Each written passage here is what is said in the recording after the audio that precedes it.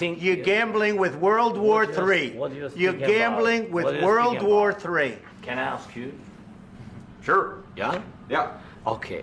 So he occupied our parts, big parts of Ukraine, part of East and Crimea.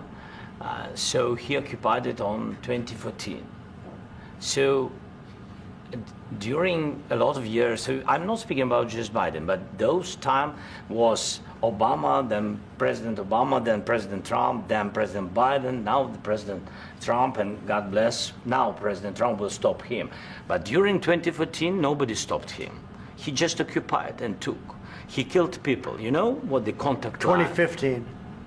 2014. 2014 and 2014. 2014. Yeah. So I was not here. Yeah, but that's exactly right. Yes, but during 2014 till 2022, yeah, the situation the same. The people have been dying on the contact line. Nobody stopped him. You know that we had conversations with him, a lot of conversation, my bilateral conversation, and we signed with him, me, like a new president.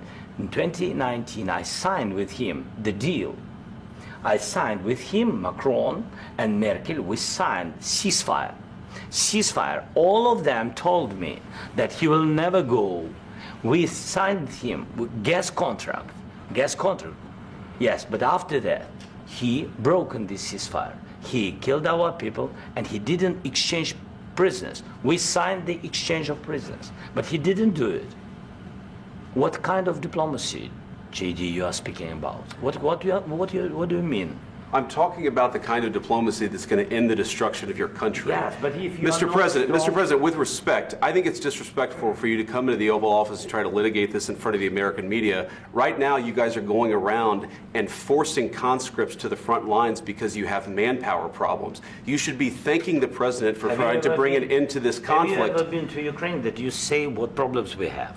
I have been to. Come once. I've actually watched and seen the stories, and I know what happens is you bring them on a propaganda tour, Mr. President.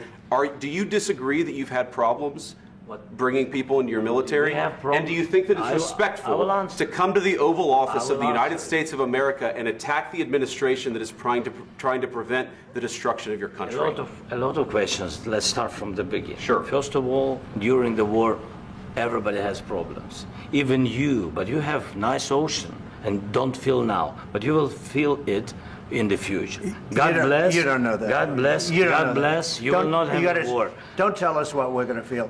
We're trying to solve a problem. Don't tell us what we're going to feel. I'm not telling you. Because you're in no position to dictate that. That's exactly Remember this. You're in no position to dictate what we're going to feel. We're going to feel very good. You will feel influence. We're going to feel very good and very strong. You will feel influence. You're right now not in a very good position.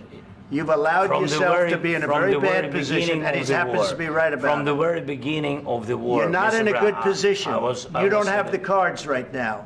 With us, you start having cards. Playing cards. Right now, you don't. You're playing cards.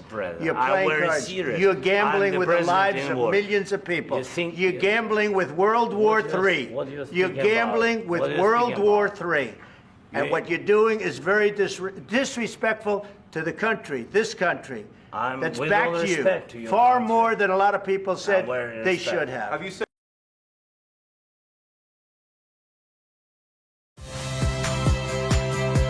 Saya Rizka Clarissa.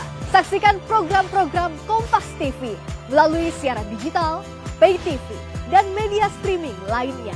Kompas TV, independen, terpercaya.